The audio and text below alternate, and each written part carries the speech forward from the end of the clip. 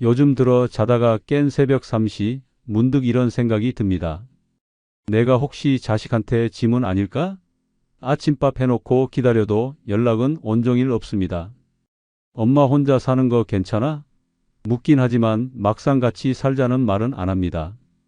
그런데 말입니다. 늙어서 불안할수록 오히려 혼자 살아야 마음이 편하다는 걸 요즘 깨닫고 있습니다. 물 끓여놓고 라면 하나 끓여 먹는 게 이렇게 자유로운 일인지 혼자 살아보니 알겠습니다. 누가 뭐라 할 사람도 없고 반찬 투정 들을 일도 없습니다. 밤늦게 드라마 정주행을 해도 방불 끄라는 소리 없이 마음껏 웃고 울 수 있죠. 늙어서 외롭고 불안할 거라 걱정하셨죠? 하지만 의외로 그 불안에서 벗어나는 가장 확실한 방법이 바로 혼자 사는 것일지도 모릅니다. 지금부터 그 이유 5가지 이유를 들어보세요. 구독, 좋아요, 알림 설정하시면 시작하겠습니다.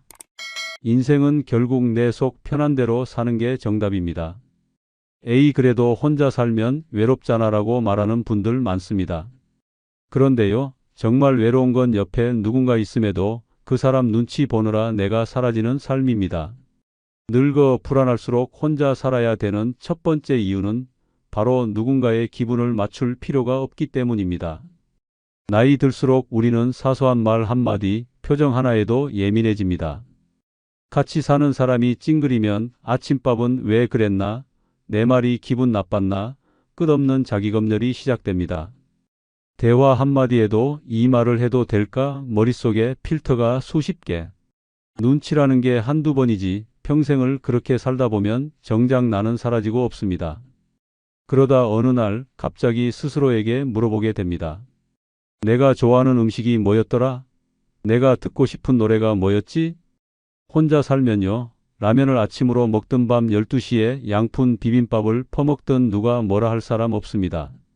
뉴스 틀어놓고 욕을 하든 아침 드라마를 보며 소리 내 울든 눈치 볼 일이 없습니다. 전기장판을 1단에 놓을지 5단에 놓을지도 내 마음입니다. 추우면 껴입고 더우면 벗고 누구 허락받을 필요 없습니다.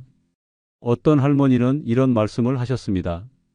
나는 겨울에 방 온도를 28도까지 올려야 잠이 오는데 사위가 와 있으면 22도만 돼도 더워 죽겠다고 난리여. 결국 내가 발 시린 채로 잤다니까. 고작 방 온도 하나 조절 못하는 삶, 이게 과연 가족과 함께라는 이름으로 유지해야 할 생활일까요? 유머 섞인 말 하나 덧붙이자면 혼자 살면 변기 뚜껑이 위로 올라가 있건 말건 세면대에 치약, 뚜껑이 열려 있건 말건 아무 상관없습니다. 양말이 짝짝이어도 티셔츠에 국물 얼룩이 있어도 그걸 그렇게 입고 나가냐는 소리 들을 일 없습니다. 자기 앞가림만 하면 되는 세상, 그 자체가 얼마나 자유로운지 아십니까? 물론 혼자 살다 보면 가끔 정막이란 녀석이 슬며시 방문을 열고 들어옵니다. 그러나 정막은 내가 원할 때 받아들일 수 있는 손님입니다. 반대로 누군가와 살면서 받는 눈치는 원치 않아도 매일같이 쳐들어오는 불청객입니다. 결국 그 불청객을 위해 내가 포기해야 할 것이 너무 많다는 걸 우리는 늦게서야 깨닫게 됩니다. 혼자 살면 아침에 눈 뜨자마자 상대의 기분 탐색하는 스트레스 없습니다. 커피 한 잔 내려놓고 내가 좋아하는 책 한 페이지를 소리 내 읽는 그 순간 오롯이 나로 살 수 있는 시간이 찾아옵니다. 늙어서 불안할수록 누군가의 기분에 휘둘리지 않고 살아가는 것, 그것이야말로 가장 강력한 생존 전략입니다. 내 기분 하나 지키기도 힘든 세상에서 남의 기분까지 짊어지고 살 수는 없습니다. 그래서 말입니다. 늙어 불안한 이 시기에 가장 먼저 손에 쥐어야 할 자유는 기분을 맞추지 않아도 되는 자유입니다. 누군가의 기분에 따라 하루의 감정이 출렁이는 인생이 아니라 내가 내 하루의 주인 되는 삶. 그것이 바로 혼자 살아야 하는 가장 확실한 이유입니다. 늙으면 다 내려놔야지 무슨 욕심이야 라는 말 누가 만들었는지 모르겠지만 그 사람은 분명 잔소리 대마왕이었을 겁니다. 왜냐고요? 늙었다고 내 생활을 남한테 맡기면 그날부턴 내 인생이 아니라 남 좋은 인생이 되기 때문입니다. 그래서 늙어 불안할수록 혼자 살아야 되는 두 번째 이유는 내 생활을 내 마음대로 설계할 수 있기 때문입니다. 같이 살면요, 하루 일과가 내가 짠 시간표가 아니라 타인의 요구사항 모음집처럼 흘러갑니다. 아침에 일어나자마자 들리는 첫 마디 오늘 점심 뭐 해 먹을 거야? 로 시작해서 이따가 병원 데려다 줄 수 있어? 이불은 언제 빨 거야? 그 TV 소리 좀 줄여줄래? 까지 나는 스케줄표 한 장 받은 적도 없는데 이미 할 일이 잔뜩 정해져 있습니다. 그런데 혼자 살면 어떤 줄 아십니까? 아침 10시에 일어나도 누가 뭐라 안 합니다. 늦게 일어나면 오히려 스스로 칭찬합니다. 오우, 오늘은 푹 잤네. 나이스. 점심엔 찬밥에 김만 얹어 먹어도 이게 진짜 미니멀 라이프지라며 만족합니다. 급하면 라면에 달걀 하나 툭 깨놓고 국물 마시며 이게 진짜 일본식 정통 라면이다라고 스스로에게 별 5개 줍니다. 자유로운 건 식사뿐이 아닙니다. TV 채널, 볼륨, 시작 시간 전부 내 마음대로입니다. 저녁 7시에 뉴스를 볼 수도 있고 낮 2시에 드라마를 정주행해도 아무도 또 봐? 그거 아까도 봤잖아 라며 고개를 갸우뚱하지 않습니다. 지난주 봤던 드라마 다시 틀어도 아무도 모릅니다. 왜냐면 나 혼자 보니까요. 내가 나한테 스포일러라도 할까 걱정할 필요 없습니다. 한 번은 어떤 할아버지가 그러시더군요. 혼자 살면 좋은 점이 뭔지 알아? 누가 갑자기 문 열고 들어와서 왜 이렇게 지저분하게 살아? 하는 사람이 없다는 거야. 청소도 내가 하고 싶을 때 하면 돼. 설거지요? 어차피 그릇 2개니까 다음 날 한꺼번에 해도 돼. 냄비에 국 좀 말아 먹었다고 누가 나를 신고하겠어? 맞습니다. 혼자 살면 나답게 사는 게 가능해집니다. 어떤 사람은 새벽 1시에 청소기를 돌리고 어떤 사람은 아침 5시에 라디오를 틀어놓고 손뜨개질을 합니다. 누구 눈치도 보지 않고 세상에서 가장 정확한 시계인 내 기분에 따라 사는 삶이죠. 물론 함께 살면 정해진 루틴에 맞춰 움직여야 하는 편안함도 있습니다. 하지만 그 루틴이 나에게 맞지 않을 때는 마치 꽉 끼는 바지처럼 하루 종일 불편하고 답답해집니다. 혼자 산다는 건요, 매일 내 몸에 딱 맞는 옷을 입는 기분입니다. 내 시간표, 내 속도, 내 리듬. 늙어서야 비로소 처음 찾는 나만의 템포가 있습니다. 게다가 내가 좋아하는 것들을 중심으로 집을 꾸미고 생활을 조정할 수 있다는 점, 이것도 혼자 살기의 특권입니다. 거실 한복판에 실내 자전거를 놓든 거실, 벽면을 책장으로 가득 채우든 아무도 이게 뭐야, 치워 라고 하지 않습니다. 전기밥솥 대신 커피 머신 2대를 들여놔도 되는 자유. 그게 바로 진짜 삶의 품격입니다. 그래서 말입니다. 혼자 사는 건 외로움이 아니라 해방입니다. 늙었다고 누군가의 리듬에 맞춰 희생하는 삶을 계속 살 필요는 없습니다. 지금부터라도 내가 원하는 시간에, 내가 원하는 방식으로, 내가 원하는 삶을 설계하십시오. 그 누구도 허락할 권리 없습니다. 그건 오직 당신의 몫입니다. 아직도 누군가와 살고 있다면 한 달에 들어오는 소득이 몇만 원만 줄어도 머릿속 계산기가 미친 듯이 돌아가기 시작합니다. 이걸 말해야 하나, 숨겨야 하나, 알아채면 잔소리할 텐데. 늙어 불안할수록 혼자 살아야 되는 세 번째 이유는 소득이 적다고 눈치 볼 일이 없기 때문입니다. 살아보면 알겠지만 돈이 많고 적음보다 더 무서운 건 돈 가지고 기싸움하는 관계입니다. 특히 노년에 들어서면 수입은 줄어들고 지출은 자꾸 늘어나는데 그걸 이해 못하는 가족과 함께 살면 말 한마디가 다툼의 불씨가 됩니다. 어떤 날은 이런 말이 날아옵니다. 어머니, 또 저거 사셨어요? 아니, 나한테도 취향이 있고 소소한 낙이 있는데 그걸 왜 설명해야 합니까? 이번 달에 병원비 좀 줄이면 안 될까요? 이 말을 듣는 순간 늙은 나는 죄인처럼 작아집니다. 하지만 혼자 살면요? 돈이 적어도 기죽을 이유가 전혀 없습니다.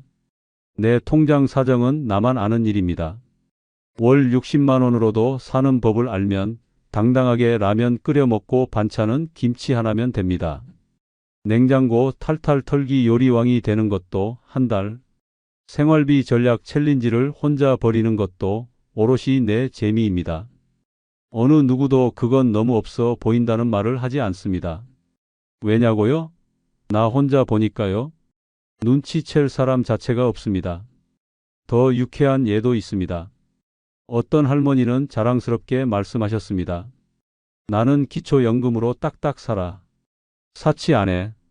그런데 중요한 건 뭐냐? 내가 뭘 사도 나한텐 명품이야. 10,000원짜리 머플러 하나 사도 혼잣말로 이건 이번 겨울 최고의 투자다 이러고 웃어. 그렇게 사는 삶이야말로 돈보다 자존감으로 사는 삶입니다. 같이 살면 사소한 소비에도 이유를 설명해야 합니다. 마트에서 과일 하나 더 사와도 왜 이걸 또 샀냐는 말을 듣고 병원 진료 한 번 더 받으면 아직도 아파? 라는 핀잔이 따라옵니다. 나이 들어서는요, 병원 가는 게 레저입니다. 진료 후 커피 한 잔 마시고 천천히 집에 돌아오는 그 코스가 하루의 이벤트예요. 그런데 같이 사는 가족은 그걸 쓸데없는 낭비라고 봅니다. 생각이 다른 겁니다. 근데 문제는 그 생각을 매일 같이 들어야 한다는 점입니다. 혼자 살면 이런 스트레스 자체가 없습니다. 돈이 부족하면 조용히 한 끼 줄이고 생활비가 빠듯하면 다음 달 계획을 살짝 수정하면 됩니다. 누군가에게 양해를 구하거나 기분을 맞춰야 할 이유가 없습니다. 이 자유는요, 단순한 독립이 아니라 심리적 해방입니다. 그리고 중요한 사실 하나, 나이 들면 생각보다 많은 분들이 비슷한 경제적 어려움을 겪습니다. 근데 그걸 말 못하고 사는 이유는 가족 안에서 체면이라는 이름의 굴레 때문입니다. 애들 앞에서 초라해 보이기 싫어서 사위나 며느리가 무시할까봐. 그렇게 자존심 하나 지키려다 마음까지 무너지는 겁니다. 그래서 혼자 사는 게 강한 사람의 선택입니다. 소득이 줄어도 나 스스로를 꾸려갈 수 있다는 자부심, 그게 나이 들수록 가장 강력한 방패가 됩니다. 비싼 식탁보다 소박한 국 한 그릇에 담긴 자유가 더 맛있습니다. 누구 눈치도 보지 않고 누구 허락도 받지 않고 내가 가진 만큼, 내가 할 수 있는 만큼 사는 삶. 그것이 진짜 고요한 존엄입니다. 늙어 돈이 많지 않다고 기죽지 마십시오. 혼자 살면 그 돈으로도 충분히, 아니 오히려 더 잘 살 수 있습니다. 왜냐고요? 눈치 안 보고 비교 안 하고 마음껏 나대로 살 수 있기 때문입니다. 소득보다 중요한 건 소신 있게 사는 용기입니다. 그리고 그 용기는 혼자일 때 더 단단해집니다. 문을 열고 집에 들어왔는데도 숨이 턱 막히고 발끝부터 어깨까지 긴장이 그대로라면 그곳은 더 이상 집이 아닙니다. 쉼터도 아니고 피난처는 더더욱 아닙니다.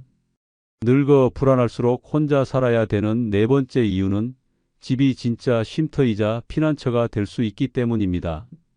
나이 들면 밖에서 받는 스트레스보다 집 안에서 받는 압박감이 더 크다는 사실, 많은 분들이 겪어보셨을 겁니다. 함께 사는 가족이 있다면 상황은 더 복잡해집니다. 손주의 TV 소리가 머리를 울리고 며느리의 부엌 정리 소리에 눈치가 바짝 서고 사위가 소파에서 다리 쭉 뻗고 있으면 이상하게 허리가 굽습니다. 거실을 지나 화장실 한 번 가는 것도 방해되진 않을까 주저하게 되고 방문을 여는 소리조차 조심스럽게 됩니다. 그 순간부터 집은 더 이상 내 공간이 아닙니다. 내가 구석에 조용히 껴 있어야 하는 조정된 공간이 되는 것입니다. 하지만 혼자 살면요? 문 여는 순간부터 해방입니다. 현관에 들어서자마자 아, 산소다. 라는 말이 절로 나옵니다. 양말을 벗어서 거실에 던져두든 부엌에 컵이 하루 종일 놓여있든 아무도 신경 쓰지 않습니다.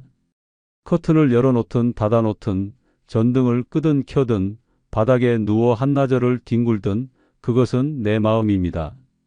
공간을 마음대로 쓸 수 있다는 것이 얼마나 큰 안정감을 주는지 혼자 살아보면 그제야 느낍니다. 어떤 할아버지는 아예 이렇게 말씀하셨습니다. 내가 집에 들어올 땐 소파에 벌러덩 눕는 걸로 하루를 마무리해. 그런데 예전엔 소파가 없었어. 왜냐면 사위가 거기 앉아 있었거든. 우픈 이야기죠. 자식들과 같이 살 땐 식탁에도 앉는 순서가 있고 에어컨 온도도 회의를 통해 결정되며 TV 리모컨은 회장님처럼 사위 손에만 있는 경우도 있습니다. 이런 집이 과연 쉼터일 수 있을까요? 쉼터란 뭔가를 하지 않아도 되는 공간입니다. 집 안에서는 숨도 크게 쉬고 옷도 마음대로 입고 쉴 수 있어야 쉼터입니다.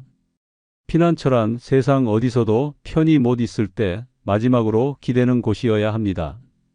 그런데 나이 들어 집이 누군가의 잔소리, 명령, 요구의 소리로 가득 차 있다면 그건 그냥 무대입니다.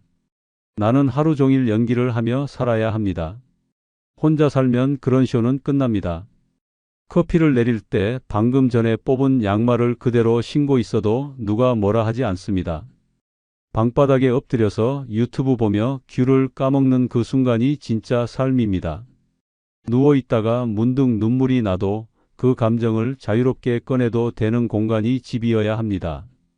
그런데 남이 있을 때는 울고 싶어도 참습니다. 결국 그 감정은 쌓이고 나중에는 병이 됩니다. 어느 할머니는 이렇게도 말씀하셨어요. 혼자 살면 누가 오든 말든 문 닫고 조용히 있는 게 제일 좋아. 창문 너머로 바람소리 들리면 아유 내가 살아있구나 싶어. 바람소리가 위로가 되는 순간 그 집은 진짜 피난처입니다. 누군가의 눈치가 아니라 자연의 흐름에 따라 마음이 움직일 수 있어야 우리는 그 공간에서 회복될 수 있습니다. 물론 함께 살면 정은 있습니다. 그러나 그 정이 갈등으로 번지는 순간 집은 지뢰밭이 됩니다. 말 한마디에 상처받고 눈빛 한 번에 위축되는 집은 건강에 가장 해로운 장소가 됩니다. 반대로 혼자 사는 집은 고요 속에 나를 찾는 공간이 되고 외로움 속에서 평온을 발견하는 힘이 생깁니다. 나이 들어 가장 중요한 공간은 집입니다. 그리고 그 집은 나를 보호하고 나를 감싸주고 나를 비춰주는 거울이 되어야 합니다. 누구의 공간도 아닌 오직 나만의 성체. 그것이 노년에 혼자 살아야 하는 진짜 이유입니다. 피난처 없는 노후는 너무 잔인합니다. 그래서 우리는 스스로에게 가장 편한 공간 하나쯤은 꼭 만들어야 합니다. 그 집이 곧 내 마음의 병원이고 세상으로부터 나를 지키는 마지막 울타리이기 때문입니다. 내 인생인데 왜 남들이 자꾸 끼어들지? 이런 생각 한 번쯤 해보신 적 있으실 겁니다. 슬프게도 우리는 살아오면서 한 번도 인생의 대본을 제대로 지어본 적이 없습니다. 부모가 쓰고 배우자가 이어받고 자식이 마무리하려고 드는 그야말로 장편 가족 드라마의 조연 인생이죠. 그래서 늙어 불안할수록 혼자 살아야 되는 다섯 번째 이유는 인생의 마지막 챕터는 내가 직접 써야 한다는 걸 이제야 알기 때문입니다. 한 노인정에서 있었던 일입니다. 78세 박할머니가 혼잣말로 난 죽기 전에 한 번쯤은 유럽 여행 가보고 싶었어라고 말했더니 옆에 앉아있던 최할머니가 즉각 반응합니다. 그랬다간 며느리가 뒷목 잡고 쓰러지지. 그 돈으로 손주 학원비나 내주라고 난리 날걸. 결국 박할머니는 그 말 한마디에 유럽은커녕 경로당 마실도 눈치 보며 가시게 됐답니다. 이게 우리 현실입니다. 늙어서도 누군가의 표정을 살피며 소망을 접는 삶. 하지만 혼자 살면 다릅니다.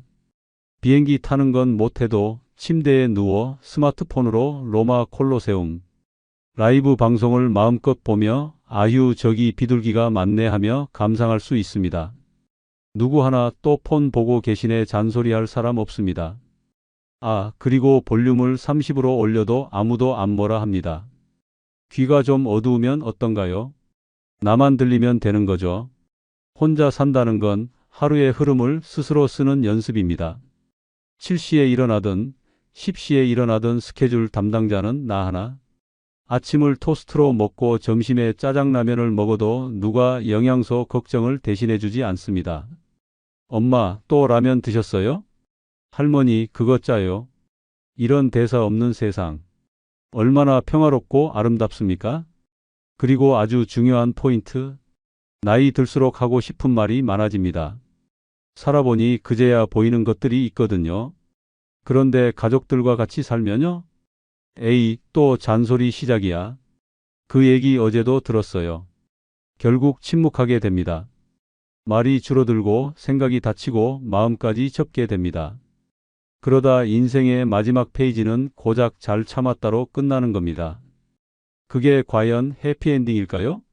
혼자 살면 어떤가요? 잔소리할 대상도 없고 반박하는 사람도 없습니다. 거실에서, 욕실에서, 베란다에서 혼잣말로라도 충분히 인생의 마지막 문장을 써내려갈 수 있습니다. 나는 오늘도 내 마음대로 살았다. 이 라면엔 고춧가루를 넣는 게 정답이야.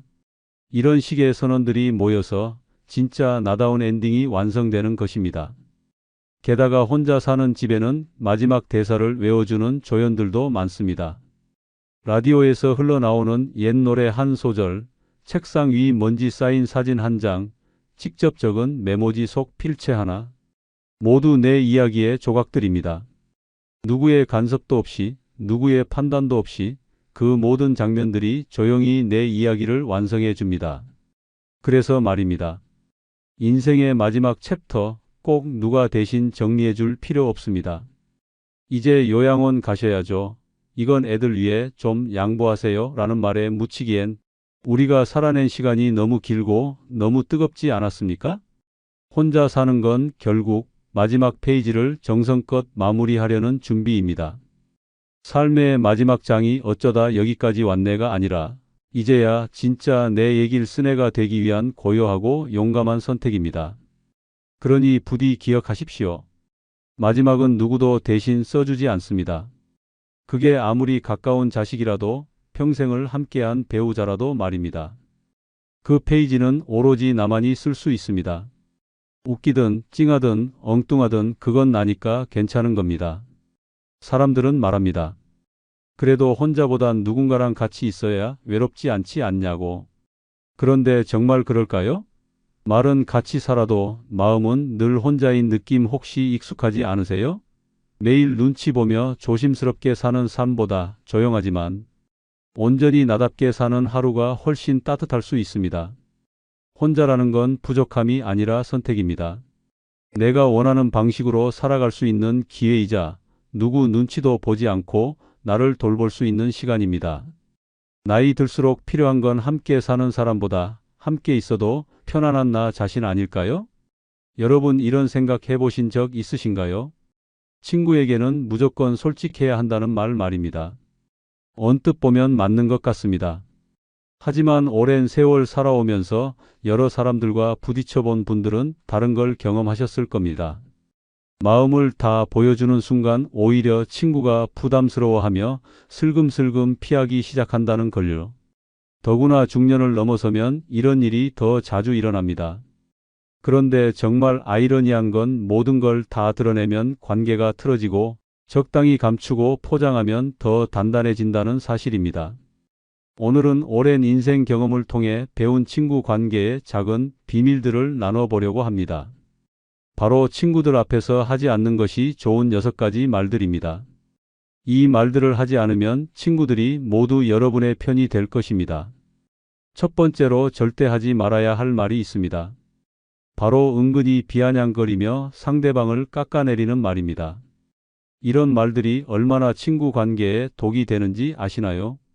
나이가 들수록 젊을 때는 눈치를 보며 조심스럽게 말했던 것들을 이제는 직설적으로 표현하게 되죠. 그런데 문제는 그 솔직함이 때로는 상대방에게 상처가 될 수 있다는 겁니다. 특히 농담인 척하면서 상대방의 약점을 건드리는 말들은 정말 위험합니다. 너는 참 단순해서 좋겠다라고 하면서 상대방을 바보 취급하거나 역시 나이가 들어서 그런가 봐라고 하면서 노화를 지적합니다. 너는 살이 쪄도 신경 안 쓰니까 편하겠네라고 하면서 외모를 비꼬거나 자식이 그 정도면 만족하겠다라고 하면서 은근히 깎아내리죠. 이런 말들의 특징은 겉으로는 농담처럼 들리지만 속에는 독이 들어있다는 겁니다.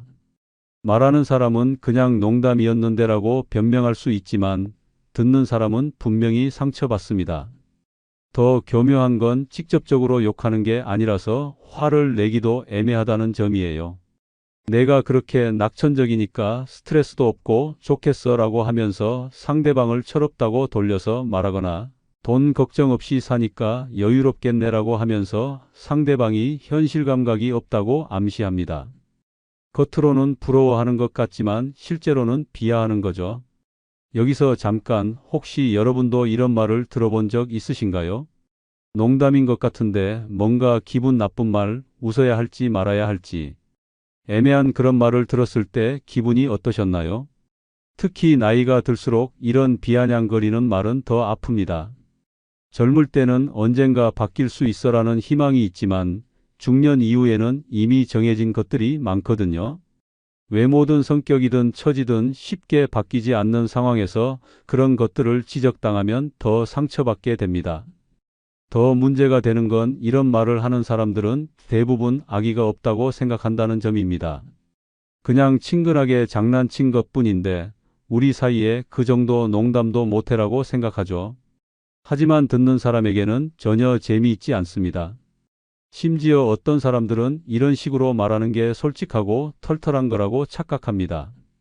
나는 가식 없이 있는 그대로 말하는 사람이야 라고 자부하면서 상대방의 기분은 전혀 고려하지 않는 거예요. 그럼 정말 친구의 문제점이 보일 때는 어떻게 해야 할까요? 우선 그 문제점을 굳이 지적해야 하는지부터 생각해 보세요. 상대방이 도움을 요청했거나 정말 심각한 문제가 아니라면 그냥 넘어가는 게 나을 수도 있어요. 만약 정말 말해줘야 한다고 생각한다면 비아냥거리지 말고 진심으로 걱정하는 마음을 담아서 말하세요. 요즘 좀 피곤해 보이는데 괜찮아라고 하거나 혹시 뭔가 걱정거리가 있어라고 물어보는 식으로 접근하는 거죠. 절대로 너 요즘 늙어 보인다. 살 많이 쪘네. 표정이 우울해 보여 같은 직접적인 지적은 하지 마세요. 이런 말들은 아무런 도움이 되지 않을 뿐더러 상대방만 기분 나쁘게 만듭니다. 실제로 제가 아는 분의 이야기를 들려드릴게요. 울산에 사시는 63세 정혜숙 씨라는 분이 계십니다. 이분은 고등학교 동창들과 정기적으로 만나는 모임이 있었는데요. 그 모임에 한 친구가 있었는데 항상 다른 사람들을 은근히 깎아내리는 말을 하더라는 거예요. 혜숙이는 참 단순해서 좋겠어. 세상 걱정 없이 사니까라고 하면서 정혜숙 씨를 철없다고 돌려서 말했습니다. 또 너는 남편이 다 해주니까 편하겠다. 나는 집안일부터 바깥일까지 다 해야 해서 힘들어라고 하면서 정혜숙 씨가 남편에게 의존적이라고 암시했어요. 처음에는 정혜숙 씨도 그냥 웃어넘겼습니다. 오랜 친구 사이니까 그 정도는 괜찮다고 생각했거든요. 하지만 만날 때마다 비슷한 말이 반복되자 점점 기분이 나빠지기 시작했습니다. 처음에는 농담인 줄 알았는데 자꾸 들으니까 내가 바보 같은 사람으로 보는 것 같더라고. 만날 때마다 나를 무시하는 말을 하니까 만나는 게 즐겁지 않았어. 결국 정혜숙 씨는 그 모임에 나가지 않게 됐습니다. 다른 친구들도 비슷한 이유로 하나둘씩 빠지면서 결국 그 모임은 자연스럽게 없어졌다고 하더군요. 그 친구는 왜 모임이 없어졌는지 끝까지 이해하지 못했다고 합니다. 또 다른 사례도 있습니다. 부천에 사시는 68세 김옥분 씨의 경우인데요. 이분은 아파트 단지에서 같이 운동하는 친구가 있었습니다. 그런데 그 친구가 항상 다른 사람들을 비꼬는 말을 하더라는 거예요. 어떤 사람이 새 옷을 입고 나오면 요즘 용돈 많이 받나 봐. 좋겠다라고 비꼬고 누군가가 여행 이야기를 하면 돈 많은 사람은 다르네. 우리 같은 서민은 집에서 TV나 봐야지라고 말했습니다. 손자 이야기가 나오면 그 정도면 만족하겠다. 요즘 애들이 어디 그래도 되나라고 깎아내렸어요. 김옥분 씨는 처음에는 그 친구가 솔직한 성격이라고 생각했습니다. 하지만 점점 그 말들이 부담스러워지기 시작했어요. 자신도 언제 그런 말을 들을지 모르겠고 다른 사람들이 상처받는 모습을 보는 것도 힘들었거든요. 처음에는 털털한 성격인 줄 알았는데 알고 보니까 다른 사람 깎아내리는 걸 재미있어 하는 사람이더라고. 같이 있으면 분위기가 나빠져. 누구든지 그 사람 앞에서는 조심하게 되고 결국 김옥분 씨를 비롯해서 여러 사람들이 그 친구를 피하게 됐습니다. 운동 시간도 다르게 하고 만나더라도 깊은 이야기는 하지 않게 됐어요. 그 친구는 요즘 사람들이 왜 이렇게 예민한지 모르겠다고 불평했지만 자신의 말이 문제였다는 건 끝까지 깨닫지 못했다고 합니다. 이런 사례들을 보면 비아냥거리는 말이 얼마나 관계를 망칠 수 있는지 알 수 있습니다. 말하는 사람은 농담이라고 생각할 수 있지만 듣는 사람에게는 상처가 되는 거죠. 특히 나이가 들수록 사람들은 자존심이 더 예민해집니다. 평생 살아온 자신의 모습이나 선택들을 부정당하는 것 같은 기분이 들면 깊이 상처받게 되거든요. 그래서 앞으로는 농담이라도 상대방을 깎아내리는 말은 하지 마세요. 대신 상대방의 좋은 점을 찾아서 칭찬해 주거나 최소한 중립적인 대화를 하려고 노력하세요. 만약 실수로 그런 말을 했다면 바로 사과하세요.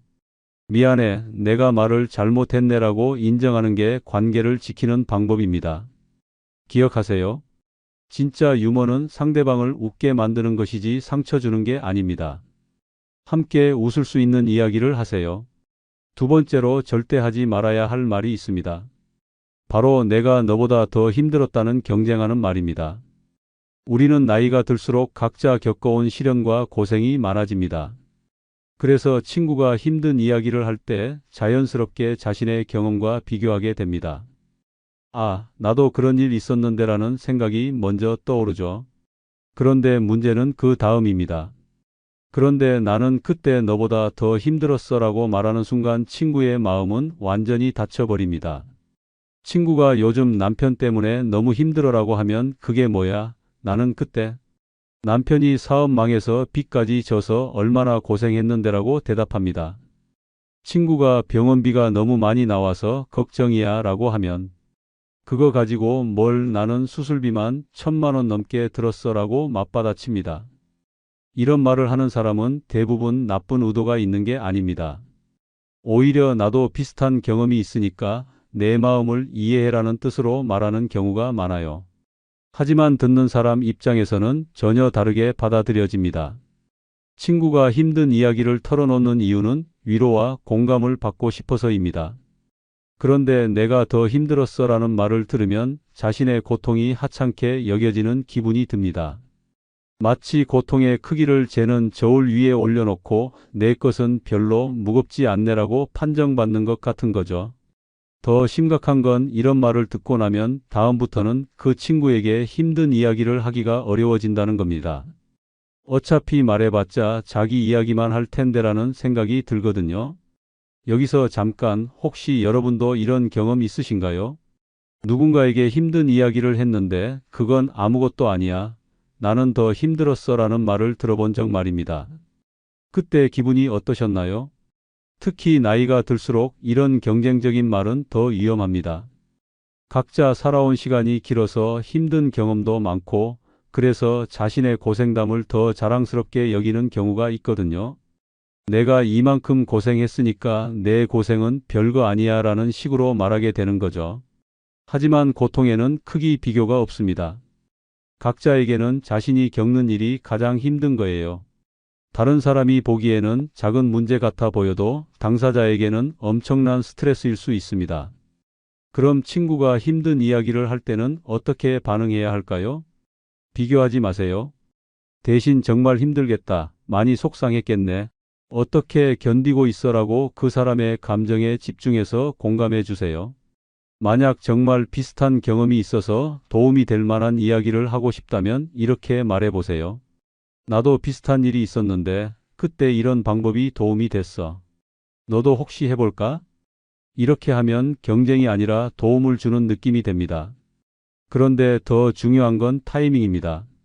친구가 막 힘든 이야기를 쏟아내고 있을 때는 일단 충분히 들어주세요. 그리고 마음이 좀 진정된 다음에 조심스럽게 자신의 경험을 나누는 게 좋습니다. 실제로 제가 아는 분의 이야기를 들려드릴게요.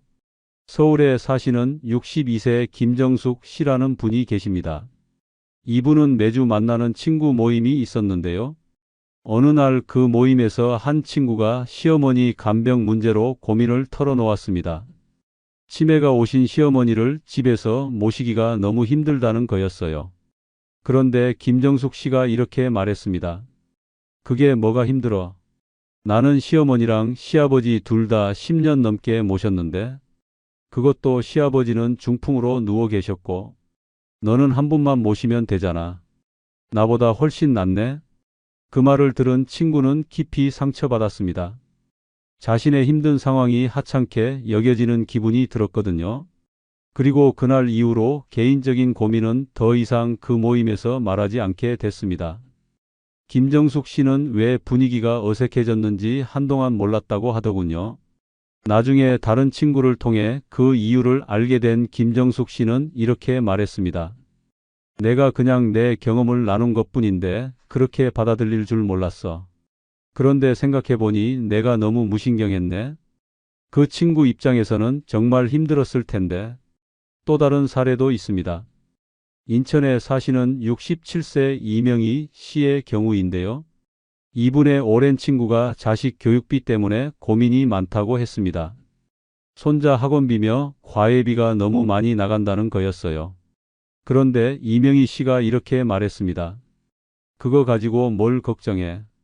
나는 애들 셋 다 대학까지 보냈는데 그때 등록금이 얼마나 비쌌는지 알아. 지금은 장학금도 많고 학자금 대출도 있잖아. 나 때는 그런 것도 없었어. 내가 당신보다 훨씬 더 고생했지. 그 친구는 그 말을 듣고 기분이 상했습니다. 자신의 걱정이 별거 아닌 것처럼 취급받는 느낌이 들었거든요. 더구나 요즘 상황과 예전 상황을 단순 비교하는 것도 맞지 않다고 생각했어요. 그래서 그날 이후로 경제적인 고민은 물론이고 다른 개인적인 이야기도 잘하지 않게 됐습니다. 몇 달 후 이명희 씨는 그 친구가 자신을 피하는 것 같다고 느꼈습니다. 만나도 예전처럼 편하게 이야기하지 않고 형식적인 대화만 하더라는 거예요. 나중에 다른 친구를 통해 그 이유를 알게 됐을 때 이명희 씨는 많이 후회했다고 합니다. 내가 도움이 되는 말을 하려고 했는데 오히려 상처를 줬구나. 그냥 힘들겠다고 공감해줬으면 됐을 텐데 괜히 비교를 했네. 이제라도 사과하고 관계를 회복해야겠어. 이런 사례들을 보면 내가 더 힘들었다는 말이 얼마나 관계를 망칠 수 있는지 알 수 있습니다. 도움을 주려는 선한 의도였다고 해도 받아들이는 사람에게는 자신의 고통을 무시당하는 것처럼 느껴질 수 있거든요. 그래서 앞으로는 친구의 힘든 이야기를 들을 때 비교하지 마세요. 대신 정말 힘들겠구나. 어떻게 견디고 있어? 많이 지쳤겠네라고. 그 사람의 감정에 온전히 집중해서 공감해 주세요. 그러면 친구들이 여러분을 더 따뜻하고 믿을 만한 사람으로 기억하게 될 겁니다. 기억하세요. 고통은 비교하는 게 아니라 나누는 것입니다. 세 번째로 절대 하지 말아야 할 말이 있습니다. 바로 은근히 학벌이나 돈을 자랑하는 말입니다. 이런 말들이 얼마나 친구 관계를 어색하게 만드는지 아시나요? 우리는 자신이 살아온 인생에 대한 자부심을 갖게 됩니다.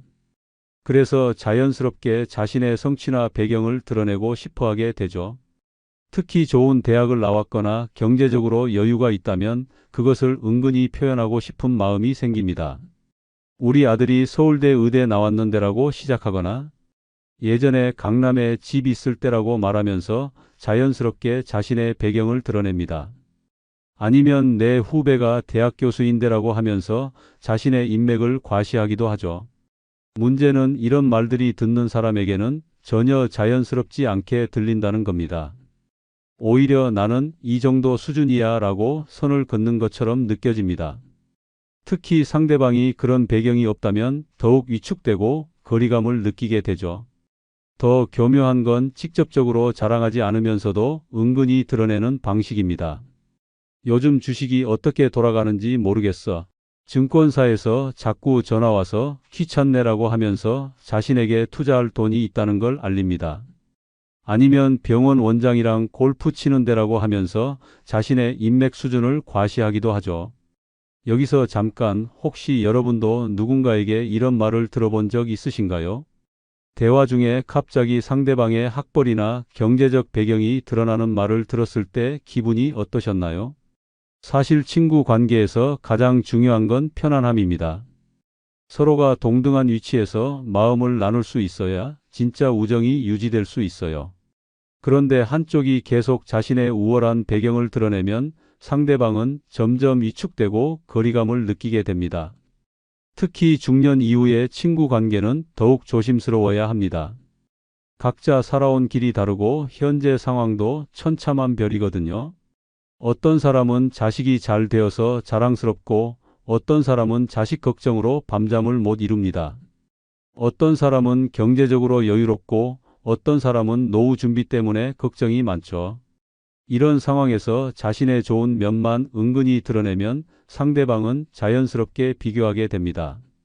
저 사람은 참 잘 사는구나. 나는 왜 이럴까라는 생각이 들면서 만날 때마다 부담스러워하게 되는 거예요. 그럼 정말 좋은 일이 있을 때는 어떻게 해야 할까요? 물론 친구들과 기쁨을 나누는 건 자연스러운 일입니다. 하지만 방식이 중요해요. 우리 아들이 의사가 됐어라고 직접적으로 말하기보다는 아들이 드디어 취업했네라고 겸손하게 표현하는 게 좋습니다. 또한 좋은 소식을 말할 때는 상대방의 상황도 배려해야 합니다. 만약 상대방이 자식 문제로 고민하고 있다는 걸 안다면 굳이 자식 자랑을 할 필요는 없겠죠.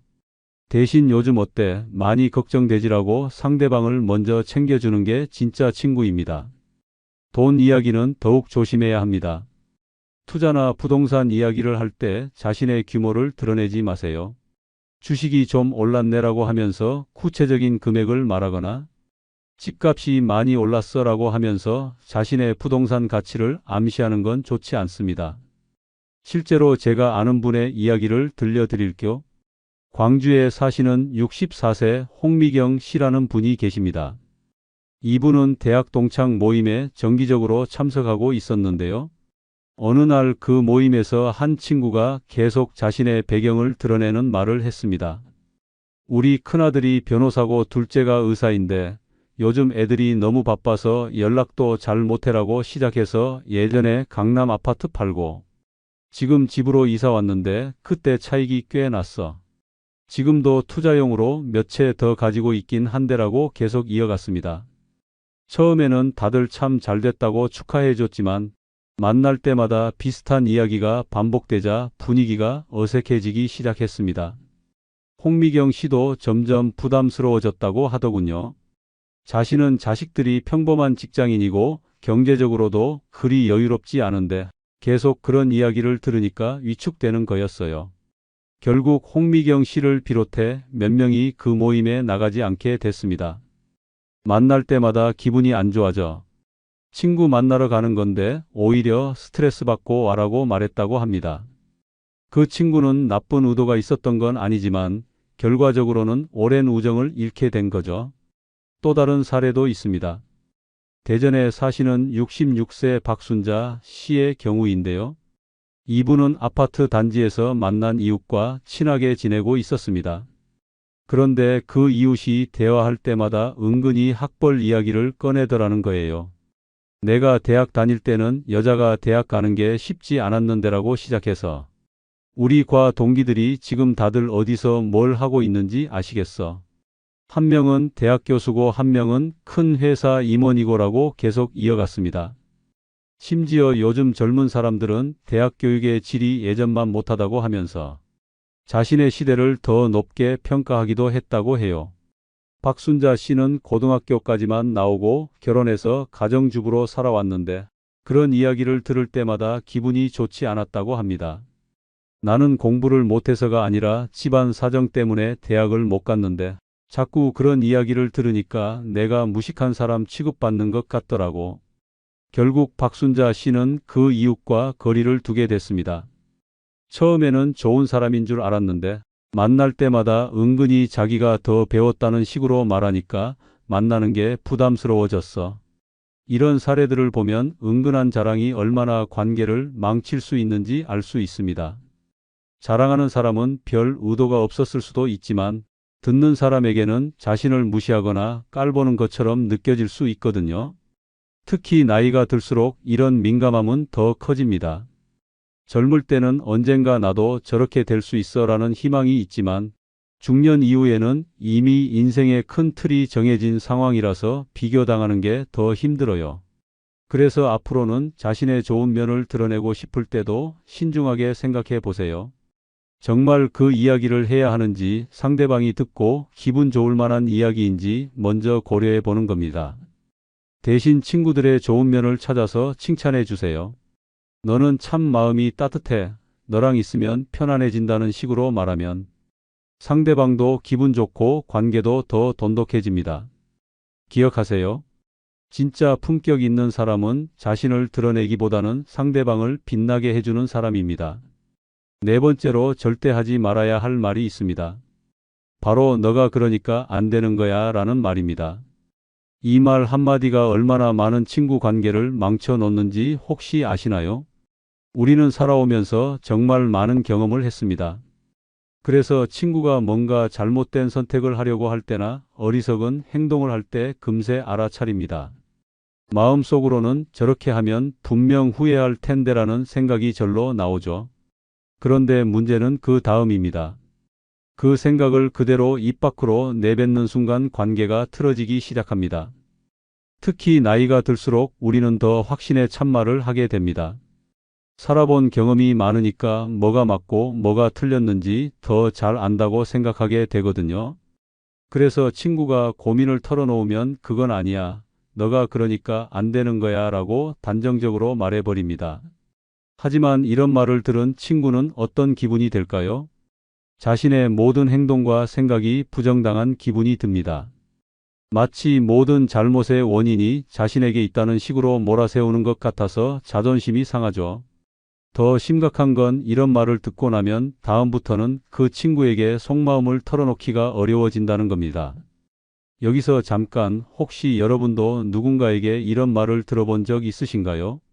내가 그런 식으로 행동하니까 문제가 생기는 거야 라는 식의 말을 들었을 때 기분이 어떠셨나요? 사실 사람은 누구나 자신만의 이유와 상황이 있습니다. 겉으로 보기에는 잘못된 행동 같아 보여도 본인에게는 어쩔 수 없는 사정이 있을 수 있거든요. 그런데 그런 배경은 무시한 채 결과만 보고 너가 그러니까라고 단정 지어버리면 깊이 상처받게 됩니다. 더구나 중년 이후에는 이런 말의 파괴력이 더 큽니다. 이미 인생의 많은 부분을 살아온 사람이 자신의 모든 선택과 행동을 부정당하면 그 충격이 엄청나거든요. 내가 평생 이렇게 잘못 살아왔구나라는 자괴감까지 들게 만들 수 있습니다. 그럼 친구가 정말 잘못된 길로 가고 있다고 생각할 때는 어떻게 해야 할까요? 여기서 중요한 건 접근 방식입니다. 너가 잘못했어라고 직접적으로 말하는 대신 힘든 상황이구나.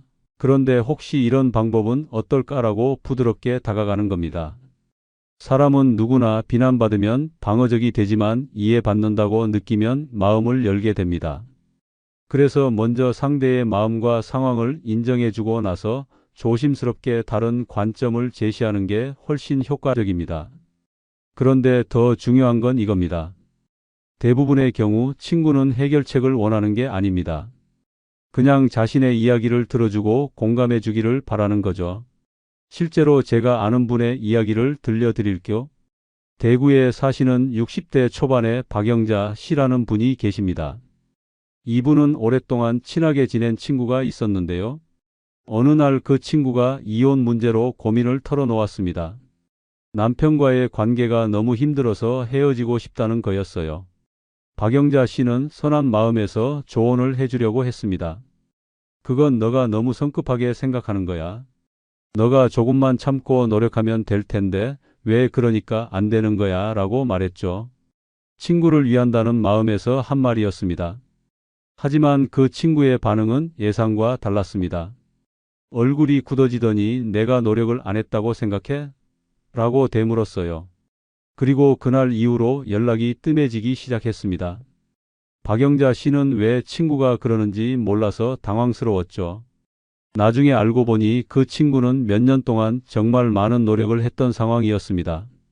상담도 받아보고 남편과 대화도 시도해보고 온갖 방법을 다 써봤는데도 상황이 나아지지 않아서 마지막으로 이혼을 고려하게 된 거였어요. 그런 상황에서 너가 그러니까 안 되는 거야 라는 말을 들으니 지금까지의 모든 노력이 부정당한 기분이 들었던 겁니다. 박영자 씨는 후에 이런 말을 하셨습니다. 내가 그때 다르게 말했어야 했는데 정말 힘들었겠다. 많이 고민됐겠다고 먼저 말해줬어야 했어. 그랬다면 우리 관계가 이렇게 되지는 않았을 텐데. 또 다른 사례도 있습니다. 부산에 사시는 65세 최순덕 씨의 경우인데요. 이분의 친구는 자식 문제로 고민이 많았습니다. 아들이 직장을 그만두고 새로운 사업을 시작하겠다고 해서 걱정된다는 거였어요. 최순덕 씨는 그건 너가 평소에 애를 너무 응석바지로 키웠으니까 그런 거야. 너가 그러니까 애가 철이 없는 거야 라고 말했습니다. 그 말을 들은 친구는 크게 상처받았습니다. 자신이 자식을 잘못 키웠다는 말로 들렸거든요. 그리고 그날 이후로 자식 이야기는 물론이고 개인적인 고민도 더 이상 털어놓지 않게 됐습니다. 관계가 점점 형식적으로 변해갔죠. 나중에 최순덕 씨가 깨달은 건 이런 거였습니다. 친구는 해결책을 원한 게 아니라 그냥 걱정스러운 마음을 나누고 싶었던 거였어요. 정말 걱정되겠다. 부모 마음이 어떨지 알겠다라고 공감해 주기만 했어도 충분했을 텐데 괜히 원인을 지적하려고 해서 관계를 망친 거였죠. 이런 사례들을 보면 너가 그러니까 안 되는 거야 라는 말이 얼마나 위험한지 알 수 있습니다. 선한 의도로 한 말이라도 상대방에게는 자신의 모든 것을 부정당하는 것처럼 느껴질 수 있거든요. 그래서 앞으로는 이런 말 대신 힘들겠다, 걱정되겠네, 많이 고민됐겠구나라는 공감의 말부터 시작해 보세요. 그러면 친구들이 여러분을 더 편안하고 믿을 만한 사람으로 생각하게 될 겁니다. 5번째로 절대 하지 말아야 할 말이 있습니다. 바로 사사건건 남의 흉을 보는 말입니다. 이런 말들이 얼마나 친구 관계를 메마르게 만드는지 아시나요? 나이가 들수록 우리 주변에는 정말 많은 일들이 일어납니다. 이웃의 소식, 친척의 근황, 옛 동료들의 이야기까지 다양한 소문들이 귀에 들어오죠. 그런데 문제는 이런 이야기들을 할 때 자꾸 부정적인 면에만 집중하게 된다는 겁니다. 저 집 며느리가 참 버릇없어. 옆집 아들이 아직도 결혼 안 했대. 뭔가 문제가 있나 봐. 누구네는 돈이 많다고 하더니. 알고 보니까 빚이 더 많대라는 식으로 다른 사람들의 안 좋은 면만 골라서 이야기합니다. 심지어 직접 확인하지도 않은 소문들을 마치 사실인 것처럼 퍼뜨리기도 해요. 들은 얘기로는 누가 그러는데라고 시작하면서 추측과 소문을 섞어서 말하는 거죠. 그러면서 점점 이야기는 과장되고 왜곡되어 갑니다. 이런 말을 하는 사람들은 대부분 악의가 있어서 그러는 건 아닙니다. 그냥 화제거리가 없어서 그러는 경우가 많아요. 특히 나이가 들면 새로운 경험이나 흥미로운 일들이 줄어들어서 자연스럽게 다른 사람 이야기에 관심을 갖게 되거든요. 하지만 문제는 이런 대화를 들어야 하는 친구의 입장입니다. 처음에는 그런 일이 있었구나라고 들어주지만 만날 때마다 남 흉보는 이야기만 나오면 점점 부담스러워집니다. 여기서 잠깐 혹시 여러분도 이런 경험 있으신가요? 친구를 만났는데 온통 다른 사람들의 안 좋은 이야기만 하는 경우 말입니다. 그럴 때 기분이 어떠셨나요? 더 심각한 건 이런 대화가 습관이 되면 점점 부정적인 사고방식에 빠지게 된다는 겁니다. 항상 다른 사람의 부족한 점만 찾아보게 되고 좋은 일보다는 나쁜 일에 더 관심을 갖게 되죠. 그러면 자연스럽게 대화의 분위기도 어두워지고 만나는 시간이 즐겁지 않게 됩니다. 특히 나이가 들수록 이런 경향은 더 위험합니다. 젊을 때는 자신의 미래나 계획에 대한 이야기가 많지만 나이가 들면 과거 이야기나 다른 사람 이야기가 주를 이루게 되거든요. 그런데 그 이야기가 부정적이기만 하면 만나는 자체가 우울해집니다. 또 다른 문제는 이런 이야기를 듣는 친구가 혹시 나도 뒤에서 이런 식으로 이야기되고 있는 건 아닐까라고 불안해한다는 점입니다. 다른 사람 흉을 잘 보는 사람은 자신의 흉도 볼 거라고 생각하게 되거든요. 그럼 정말 안 좋은 일을 알게 됐을 때는 어떻게 해야 할까요? 우선 그 이야기를 꼭 해야 하는지부터 생각해 보세요. 단순한 호기심이나 화제거리 때문이라면 굳이 말하지 않는 게 나을 수도 있어요. 만약 정말 걱정되는 마음에서 이야기하게 된다면 흉보는 식으로 말하지 마세요. 참 안 됐네, 걱정되네라는 식으로 동정하는 마음을 표현하거나 우리가 뭔가 도움을 줄 수 있을까라고 건설적인 방향으로 대화를 이끌어 가세요. 절대로 그러게 누가 그렇게 살라고 했어. 자업자득이지 원래 그런 사람이었어 같은 비난하는 말은 하지 마세요. 이런 말들은 아무런 도움이 되지 않을 뿐더러 듣는 사람까지 기분 나쁘게 만듭니다. 실제로 제가 아는 분의 이야기를 들려드릴게요. 창원에 사시는 65세 최영희 씨라는 분이 계십니다. 이분은 같은 아파트에 사는 이웃과 친하게 지내고 있었는데요. 그런데 그 이웃이 만날 때마다 다른 집 흉만 보더라는 거예요. 몇 동 몇 호 아줌마는 참 이상해. 인사해도 대답도 안 하고 위층 사람들은 밤늦게까지 시끄럽게 해서 민폐야. 저 집은 쓰레기도 제대로 안 버려. 관리사무소에 신고해야겠어 라는 식으로 온 동네 사람들을 다 흉봤습니다. 처음에는 최영희 씨도 그런 일이 있었구나라고 들어줬습니다. 하지만 만날 때마다 비슷한 이야기만 나오니까 점점 지겨워지기 시작했어요. 더구나 그 이웃은 직접 확인하지도 않은 소문들까지 마치 사실인 것처럼 말하더라는 거예요. 몇 동 몇 호는 부부 사이가 안 좋다더라. 저 집 아들은 취업도 못하고 집에서 놀고 있다더라는 식으로 추측과 소문을 섞어서 이야기했습니다. 최영희 씨는 그런 이야기를 들을 때마다 불편했다고 하더군요. 나도 뒤에서 저렇게 이야기되고 있는 건 아닌가 싶어서 불안했어. 그리고 만날 때마다 남 흉보는 이야기만 하니까 만나는 게 즐겁지 않았지. 결국 최영희 씨는 그 이웃과 거리를 두게 됐습니다. 인사는 하지만 깊은 이야기는 하지 않고 만나자는 제안도 적당히 넘어가게 됐어요. 같이 있으면 분위기가 나빠져. 좋은 이야기는 하나도 없고 온통 불평과 흉보는 이야기뿐이야. 또 다른 사례도 있습니다. 전주에 사시는 67세 박정자 씨의 경우인데요. 이분은 종교 모임에서 만난 친구가 있었는데 그 친구가 항상 교회 사람들 흉만 보더라는 거예요. 누구는 헌금도 적게 내면서 앞자리에 앉아, 누구는 겉으로만 착한 척하고, 뒤에서는 딴소리에 목사님도 요즘 설교가 별로야 라는 식으로 교회 사람들을 다 비판했습니다.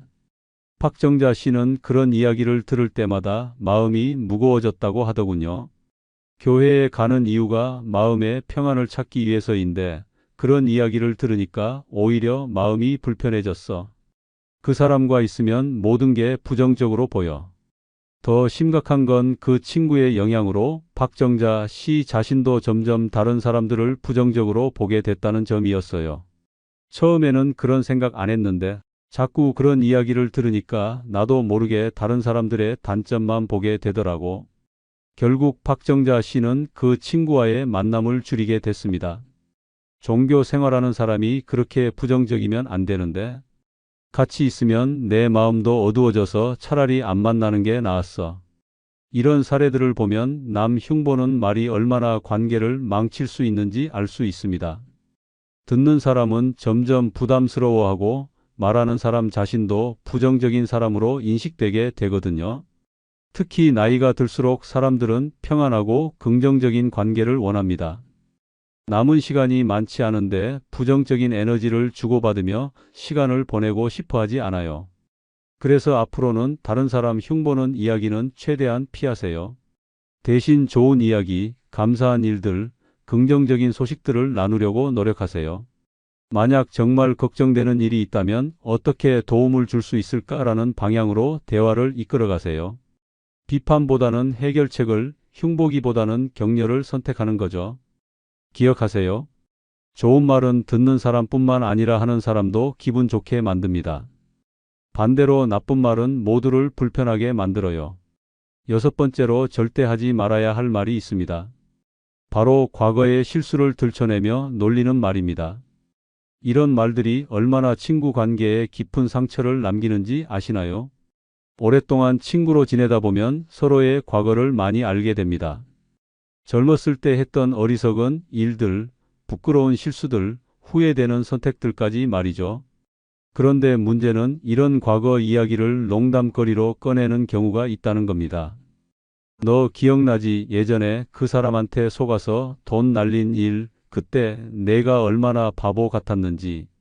아직도 생각나네. 아직도 그때 일 생각하면 웃겨라는 식으로 과거의 아픈 기억을 농담으로 포장해서 말합니다. 더 심각한 건 다른 사람들 앞에서 이런 이야기를 하는 경우입니다. 얘가 젊었을 때 정말 웃긴 일이 있었는데라고 시작하면서 친구의 부끄러운 과거를 폭로하는 거죠. 말하는 사람은 재미있는 이야기라고 생각하지만 당사자에게는 엄청난 굴욕감을 주는 일입니다. 특히 나이가 들수록 이런 말들은 더 아픕니다. 젊었을 때는 그때는 어렸으니까라고 넘어갈 수 있지만 중년 이후에는 그런 실수들이 인생의 큰 상처나 후회로 남아있는 경우가 많거든요. 너 그때 이혼할 뻔했잖아. 그런데 지금 보니까 잘 참았네라는 말이나 예전에 사업 망했을 때 얼마나 힘들어했는지라는 식의 말들은 겉으로는 위로하는 것 같지만 실제로는 아픈 상처를 건드리는 겁니다. 여기서 잠깐 혹시 여러분도 이런 경험 있으신가요? 친구가 자신의 과거 실수나 아픈 기억을 남들 앞에서 이야기했을 때 기분이 어떠셨나요? 이런 말을 하는 사람들은 대부분 악의가 있어서 그러는 건 아닙니다.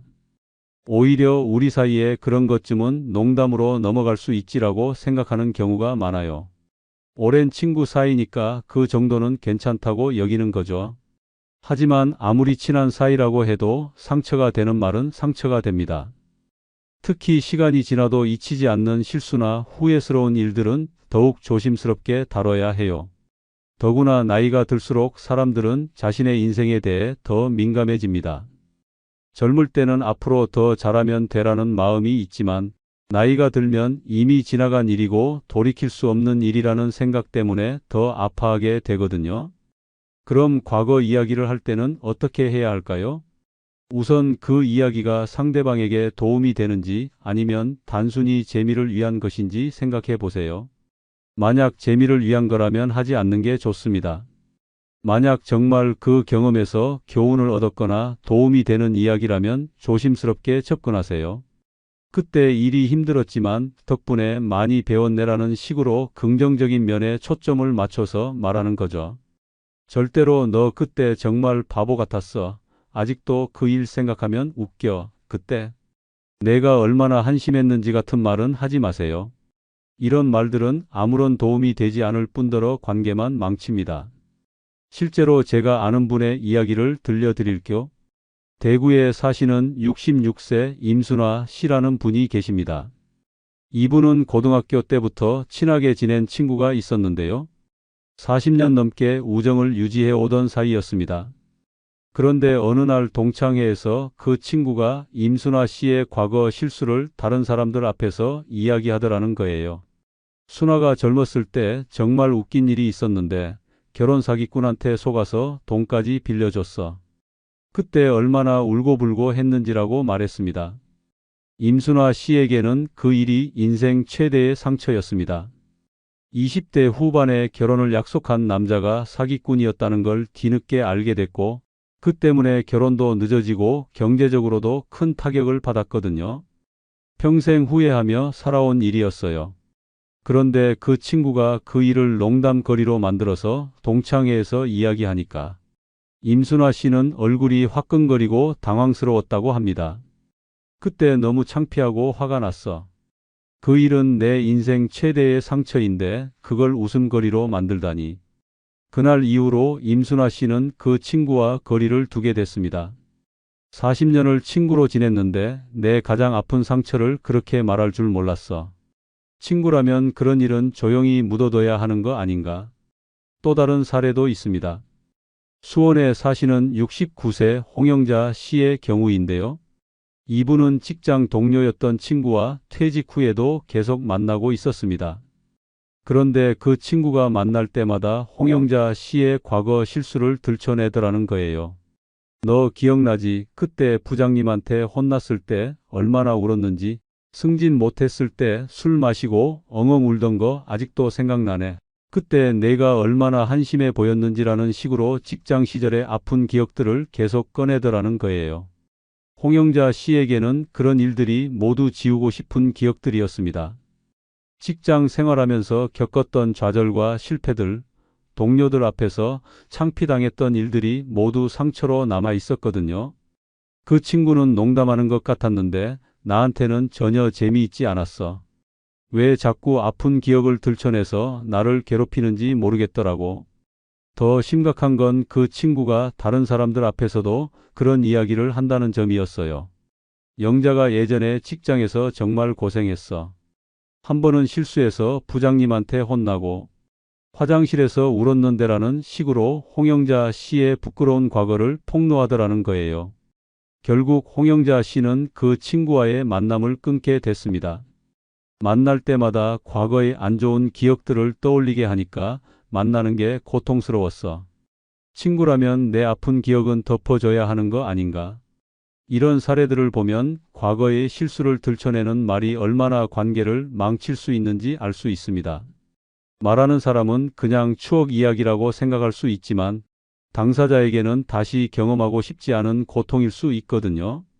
특히 나이가 들수록 과거의 실수나 후회는 더 깊은 상처로 남습니다. 이미 돌이킬 수 없는 일이라는 생각 때문에 더 아파하게 되거든요. 그래서 앞으로는 친구의 과거 실수나 아픈 기억은 절대 들춰내지 마세요. 아무리 친한 사이라고 해도 상처가 되는 말은 하지 않는 게 좋습니다. 만약 과거 이야기를 하게 된다면 긍정적인 기억들, 좋았던 순간들, 함께 웃었던 일들을 나누세요. 그때 우리 참 즐거웠지. 그때 내가 도움을 많이 줘서 고마웠어 라는 식으로 말하는 거죠. 기억하세요. 진짜 친구는 상대방의 상처를 보듬어주는 사람이지 그 상처를 들춰내는 사람이 아닙니다. 과거는 덮어두고 현재와 미래에 집중하는 게 진정한 우정입니다. 이상 오늘 영상을 마치겠습니다. 구독, 좋아요 꾹 눌러주세요. 감사합니다. 여러분은 혼자 있는 것이 외롭고 쓸쓸할 거라고 생각하셨나요? 혹시 지금도 혼자 사는 것을 두려워하고 계시나요? 많은 분들이 젊었을 때부터 혼자 있는 것에 대해 부정적인 편견을 갖고 계셨을 겁니다. 혼자 있으면 외로울 거고 우울할 거고 누군가와 함께 있어야만 행복할 수 있다고 생각했죠. 그래서 억지로라도 사람들과 어울리려고 노력하고 혼자 있는 시간을 피하려고 했습니다. 하지만 이런 생각들이 사실은 잘못된 편견이었다는 걸 나이가 들면서 깨닫게 됩니다. 실제로 혼자 살아보신 많은 어르신들이 이렇게 편안할 줄 몰랐다. 진작 이렇게 살 걸 그랬다고 말씀하세요. 오늘은 왜 노년의 혼자가 최고인지 그 놀라운 이유 5가지를 알려드리겠습니다. 아직 구독, 좋아요 누르지 않은 분들은 꾹 눌러주시기 바랍니다. 주변의 소중한 분들에게 많은 공유도 해주시기 바랍니다. 늙어 혼자가 최고라 하는 첫 번째 이유는 마음이 식은 사람을 붙잡지 않아도 되기 때문입니다. 살다 보면 이런 경험을 하게 됩니다. 한때 가까웠던 사람이 점점 멀어져 가는 걸 느끼는 순간 말이에요. 전화 통화 시간이 짧아지고 만나자는 제안에 핑계가 늘어나고 대화할 때도 예전 같은 따뜻함이 사라집니다. 그럴 때 우리는 어떻게 할까요? 대부분 그 관계를 되살리려고 애를 씁니다. 더 자주 연락하고 더 많이 베풀고 더 많이 이해하려고 노력하죠. 하지만 이미 식어버린 마음을 다시 데우는 건 쉽지 않습니다. 특히 가족 관계에서는 더욱 복잡해집니다. 그래도 가족인데라는 생각으로 계속 매달리게 되거든요. 자녀들이 바빠서 연락을 뜸하게 해도 형제 자매들이 멀어져도 혈연이라는 이름으로 관계를 이어가려고 합니다. 하지만 이런 노력들이 때로는 역효과를 낳기도 해요. 상대방에게는 부담이 되고 나에게는 더 큰 상처가 됩니다. 일방적인 관심과 노력이 계속되면 서로에게 피로감만 쌓이게 되죠. 그런데 혼자 지내면 이런 고민 자체가 사라집니다. 마음이 식은 사람을 억지로 붙잡아 둘 필요가 없어요. 그 사람들 없이도 충분히 평온하고 만족스러운 하루를 보낼 수 있다는 걸 깨닫게 됩니다. 진짜 나를 소중히 여기는 사람들은 따로 있다는 것도 알게 되죠.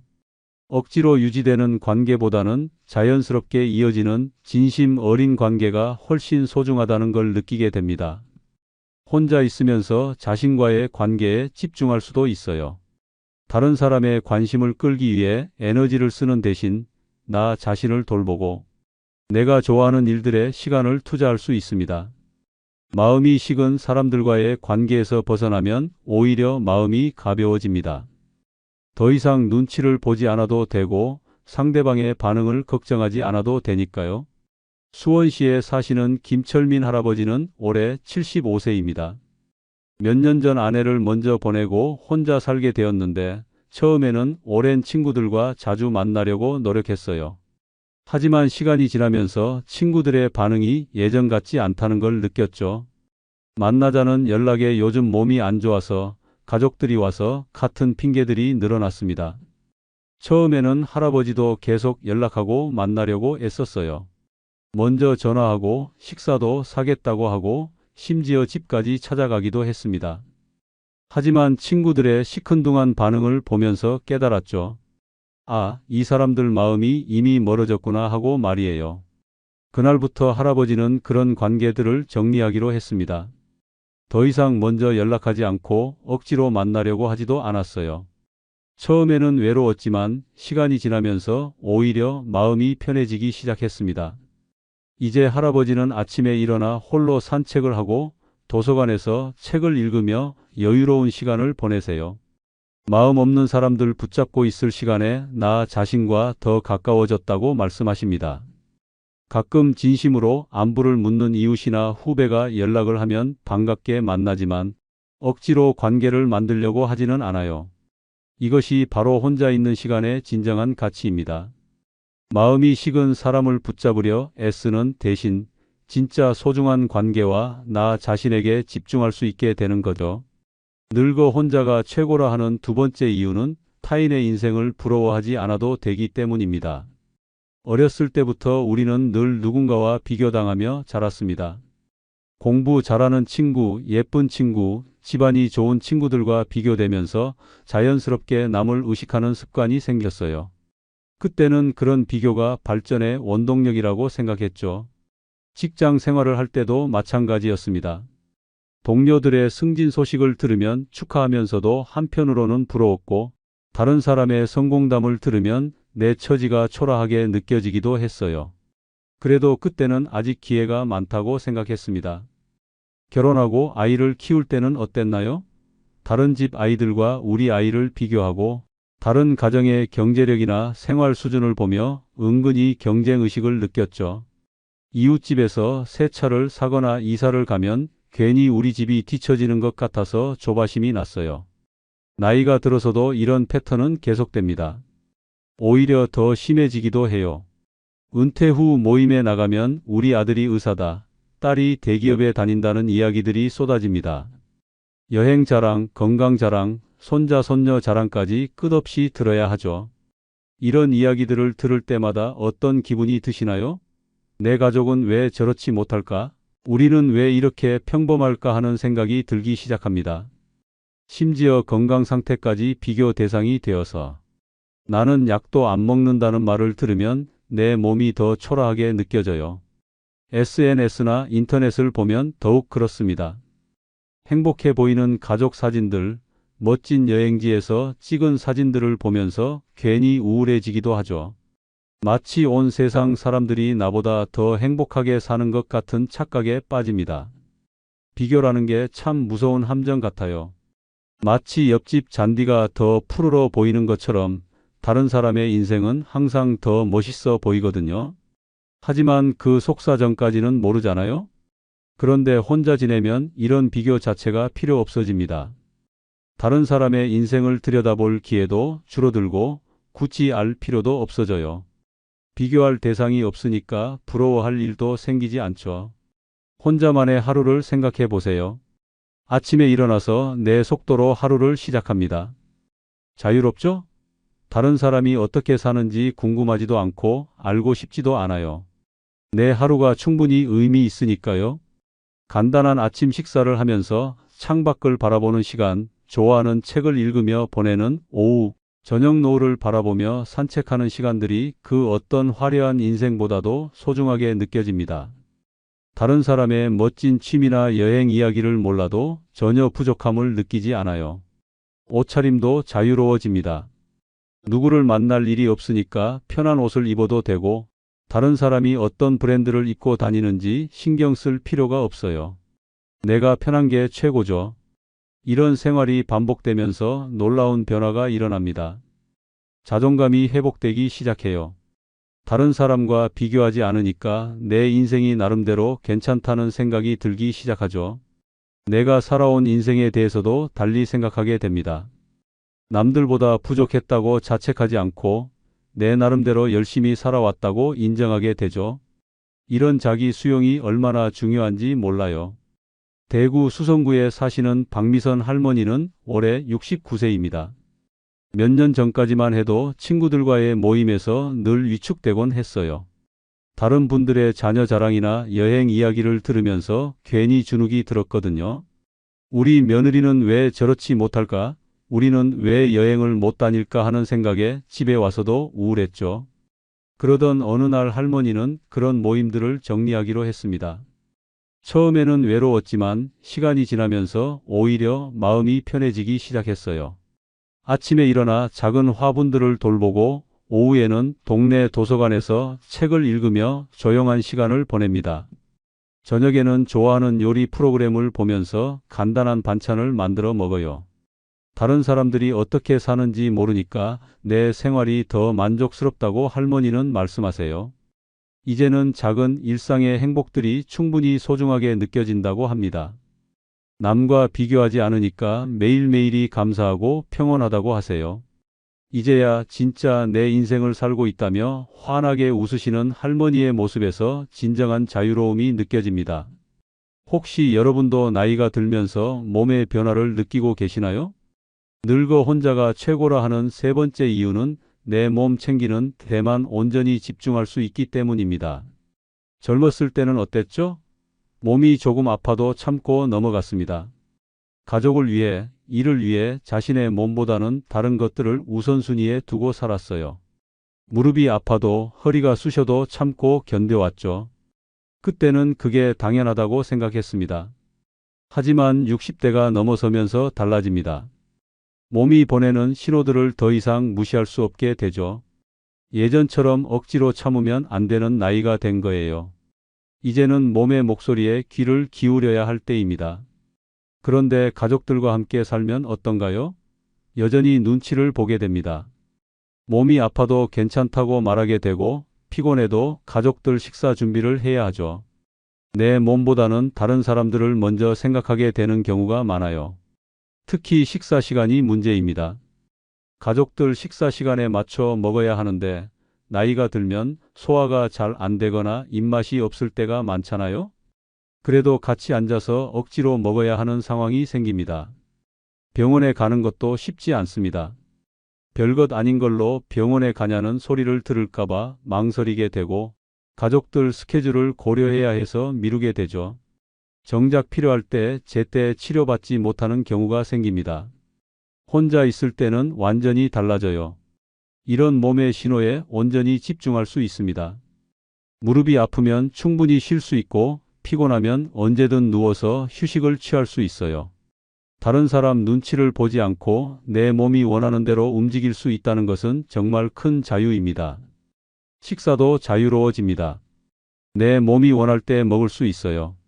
소화가 잘 안 되면 죽을 끓여 먹고 입맛이 없으면 간단하게 과일이나 요구르트로 때울 수도 있죠. 자유롭지 않나요? 내 몸 상태에 맞는 음식을 선택할 수 있어서 소화도 잘 되고 몸도 편합니다. 잠자는 시간도 자유로워집니다. 밤에 잠이 안 오면 억지로 누워있지 않고 책을 읽거나 차를 마실 수 있고 새벽에 잠에서 깨면 조용히 산책을 나갈 수도 있어요. 정말 편해요. 낮에 피곤하면 언제든 낮잠을 잘 수 있습니다. 이런 자연스러운 생활 리듬이 몸에는 훨씬 좋죠. 운동도 내 속도에 맞춰 할 수 있습니다. 무리하지 않고 내 몸 상태에 맞는 강도로 할 수 있어서 부상의 위험도 줄어들어요. 관절이 아픈 날에는 가벼운 스트레칭만 하고 컨디션이 좋은 날에는 조금 더 활동적으로 움직일 수 있죠. 병원 가는 것도 훨씬 편합니다. 몸에 이상이 있으면 바로 병원에 갈 수 있고 몸의 작은 변화도 빨리 알아챌 수 있습니다. 평소와 다른 증상이 있으면 즉시 대처할 수 있고 몸 상태에 따라 하루 일정을 조절할 수도 있어요. 무리하지 않고 내 몸이 허락하는 범위 내에서 활동할 수 있어서 건강을 더 오래 유지할 수 있죠. 체온 조절도 자유롭습니다. 추우면 온도를 올리고 더우면 선풍기를 틀 수 있어요. 내 몸에 맞는 환경을 만들 수 있으니까 몸에 무리가 가지 않죠. 정말 편안해요. 마치 내 몸이 VIP 대우를 받는 것 같다고 할까요? 인천 계양구에 사시는 박철수 할아버지는 올해 76세입니다. 3년 전까지만 해도 아들 가족과 함께 살았는데 아침 일찍 일어나 가족들 아침 식사를 준비하고 무릎이 아파도 참으며 집안일을 도왔어요. 그런데 당뇨가 심해지면서 식단 관리가 중요해졌는데 가족들 식사에 맞춰 먹다 보니 혈당 조절이 잘 안 됐죠. 병원에도 가족들 눈치를 보느라 제때 가지 못했고요. 결국 혼자 살기로 결정했습니다. 처음엔 걱정했지만 지금은 오히려 건강해졌어요. 매일 아침 7시에 일어나 혈당을 재고 당뇨에 좋은 음식으로 식단을 짜서 규칙적으로 드십니다. 오후에는 30분씩 동네를 산책하고 저녁에는 일찍 잠자리에 들어요. 약도 알람을 맞춰놓고 정확한 시간에 챙겨 드시죠. 몸이 조금이라도 이상하면 바로 병원에 가고 정기검진도 빠뜨리지 않으세요. 이제야 진짜 내 몸과 대화하며 산다고 할아버지는 말씀하십니다. 혈당 수치도 안정적으로 유지되고 무릎 통증도 무리하지 않고 생활하니까 많이 줄어들었어요. 가족들도 이제는 할아버지가 더 건강해 보인다며 안심하고 있습니다. 사람들과의 관계에서 생기는 마음의 상처, 혹시 여러분도 점점 깊어지고 있다고 느끼시나요? 늙어 혼자가 최고라 하는 네 번째 이유는 기대가 없으니 실망도 없기 때문입니다. 인간은 참 이상한 존재인 것 같아요. 평생을 살면서 수없이 실망을 경험해도 또다시 기대하게 되거든요. 어린 시절부터 부모님께 기대하고 친구들에게 기대하고 연인에게 기대하면서 살아왔습니다. 그때는 그런 기대들이 대부분 충족되기도 했고 설령 안 되더라도 금방 털어낼 수 있었어요. 중년이 되어서도 마찬가지였습니다. 직장 동료들과의 관계에서, 이웃들과의 관계에서 늘 뭔가를 바라는 마음이 있었죠. 서로 도움을 주고받고 어려울 때 힘이 되어주는 그런 관계를 꿈꿨습니다. 하지만 나이가 들수록 이런 기대들이 무너지는 경험을 자주 하게 됩니다. 자녀들은 독립해서 각자의 삶에 바쁘고 오랜 친구들도 하나둘씩 연락이 뜸해지기 시작해요. 그럴 때마다 그래도 혈육인데, 그래도 오랜 친구인데 하면서 계속 기대하게 됩니다. 특히 건강이 안 좋아지거나 외로울 때는 더욱 그렇습니다. 누군가 내 상황을 알아주고 위로해 주길 바라는 마음이 간절해져요. 그런데 막상 연락을 해봐도 요즘 바빠서라는 대답만 돌아오는 경우가 많죠. 가까운 사람일수록 더 큰 기대를 하게 됩니다. 내가 그 사람에게 해준 것들을 생각하면서 이 정도는 해줄 수 있지 않을까 하는 마음이 생기거든요. 하지만 상대방에게는 그런 의무감이 없을 수도 있다는 걸 나중에야 깨닫게 됩니다. 기대라는 감정이 참 복잡한 것 같아요. 마치 은행에 돈을 맡겨놓고 이자를 기다리는 것처럼 내가 베푼 정성에 대한 보답을 기대하게 되거든요. 하지만 인간관계는 은행이 아니라서 그런 계산대로 돌아가지 않죠. 그런데 혼자 지내다 보면 이런 복잡한 감정의 소용돌이에서 벗어날 수 있습니다. 아무에게도 뭔가를 바라지 않으니까 실망할 이유 자체가 사라져요. 마음이 한결 가벼워집니다. 혼자만의 시간은 예측 가능합니다. 아침에 계획한 대로 하루가 흘러가고 내가 원하는 만큼의 휴식과 활동을 할 수 있어요. 누군가 나를 즐겁게 해주기를 바라지 않아도 되니까 소소한 일상의 즐거움들이 더욱 소중하게 느껴집니다. 혼자서 차를 우려 마시는 시간, 좋아하는 음악을 들으며 책장을 넘기는 시간, 창밖 풍경을 바라보며 생각에 잠기는 시간들이 그 어떤 화려한 만남보다도 만족스러워요. 이런 시간들은 누구도 망칠 수 없는 온전한 내 것이거든요. 잠자리에 들 때도 마음이 편안합니다. 오늘도 아무도 나를 실망시키지 않았구나 하는 생각으로 편안하게 잠들 수 있어요. 누군가의 무심한 말이나 행동 때문에 마음이 상해서 뒤척이는 일이 없어집니다. 전주시에 사시는 김정순 할머니는 올해 78세입니다. 몇 년 전까지만 해도 자녀들과 친구들에게 많은 것을 기대하며 사셨어요. 전화 한 통, 안부 인사 한마디에도 큰 의미를 두고 계셨죠. 하지만 기대만큼 돌아오지 않는 현실에 자주 서운해하셨습니다. 어느 날 할머니는 깨달았어요. 내가 왜 계속 바라기만 하고 있을까 하고 말이에요. 그날부터 할머니는 아무것도 기대하지 않기로 했습니다. 자녀들의 연락을 기다리지도 않고 친구들의 방문을 바라지도 않으셨어요. 처음에는 허전했지만 시간이 지나면서 놀라운 변화가 일어났습니다. 매일 아침 6시에 일어나 간단한 요가를 하고 오전에는 텃밭을 가꾸며 시간을 보내세요. 오후에는 뜨개질을 하거나 라디오를 들으며 여유로운 시간을 즐기고요. 아무것도 바라지 않으니까 모든 게 감사하다고 할머니는 말씀하세요. 가끔 자녀들이 연락을 하면 반갑지만 연락이 없어도 전혀 섭섭하지 않다고 합니다. 오히려 자신만의 규칙적인 생활 패턴이 생기면서 매일이 평온하고 만족스럽다고 하세요. 이제야 진짜 마음의 평화를 찾았다며 환하게 웃으시는 할머니의 모습에서 진정한 자유로움이 느껴집니다. 마음속에 쌓이는 서운함의 무게, 혹시 여러분도 점점 감당하기 어려워지고 계시나요? 늙어 혼자가 최고라 하는 5번째 이유는 서운함을 사귈 일도 없기 때문입니다. 서운함이라는 감정은 참 묘한 것 같아요. 어릴 때는 금방 사라졌던 감정인데 나이가 들수록 마음 깊숙이 뿌리를 내리고 오래도록 남아있게 되거든요. 젊었을 때는 뭐 그런 걸로 하며 웃어넘겼던 일들이 이제는 며칠, 몇 달씩 마음에 남아 있습니다. 직장 생활을 할 때를 생각해 보세요. 동료가 무심코 던진 한마디나 상사의 차가운 반응에 잠깐 기분이 나빠져도 금방 잊었잖아요. 일이 바쁘고 다른 관심사들이 많아서 그런 감정들이 오래 지속되지 않았습니다. 하지만 은퇴하고 나서는 달라집니다. 할 일도 줄어들고 만나는 사람도 한정되다 보니 작은 일에도 더 예민하게 반응하게 돼요. 누군가의 무관심한 태도나 차가운 반응이 마음에 깊은 상처로 남습니다. 자녀들과의 관계에서도 그렇습니다. 요즘 바빠서라는 말 한마디가 며칠씩 마음에 걸려요. 전화 통화할 때 급하게 끊는 목소리 톤 하나도 계속 생각나게 됩니다. 예전에는 이해할 수 있었던 일들이 이제는 서운함으로 다가옵니다. 이웃들과의 관계도 마찬가지입니다. 길에서 마주쳤는데 먼저 인사하지 않거나 엘리베이터에서 무표정한 얼굴로 지나치는 것만으로도 기분이 상해요. 내가 뭘 잘못했나 하는 생각이 들기 시작합니다. 친구들과의 만남에서도 서운함이 생깁니다.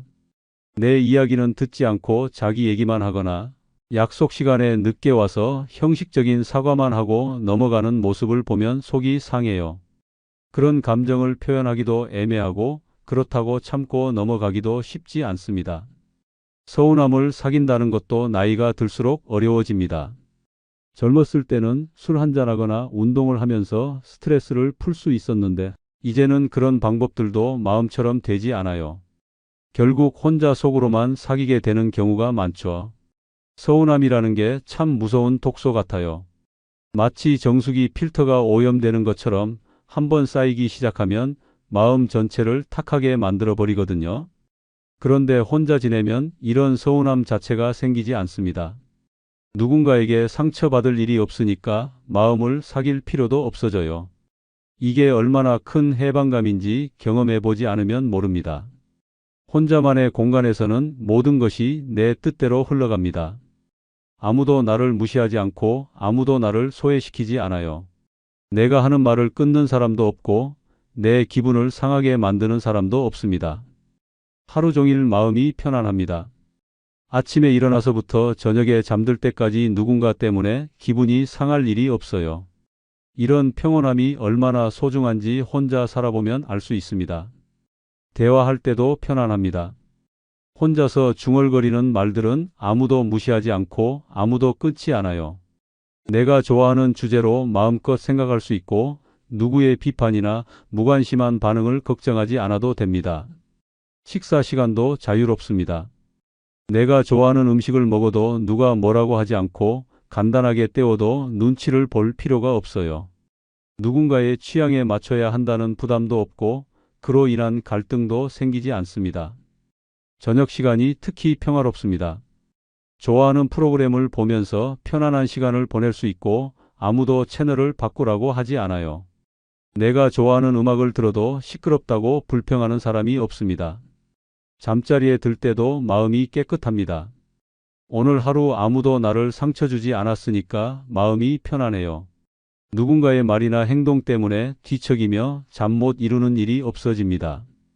이상으로 영상을 마치겠습니다. 구독, 좋아요 꾹 눌러주시고 영상 하단에 나온 제품을 누르시면 쿠팡으로 연결됩니다. 쿠팡으로 연결된 후 아무 물건을 사셔도 본 채널에 약간의 수익이 생기니 많은 이용 바랍니다. 감사합니다. 혹시 자녀가 갑자기 연락을 끊어버린 적이 있으신가요? 아니면 명절에도 집에 오지 않겠다고 말한 적이 있나요? 지금 현재도 냉전 중이신가요? 사실 이런 일들이 일어나는 진짜 이유를 대부분 부모님들이 모르고 계십니다.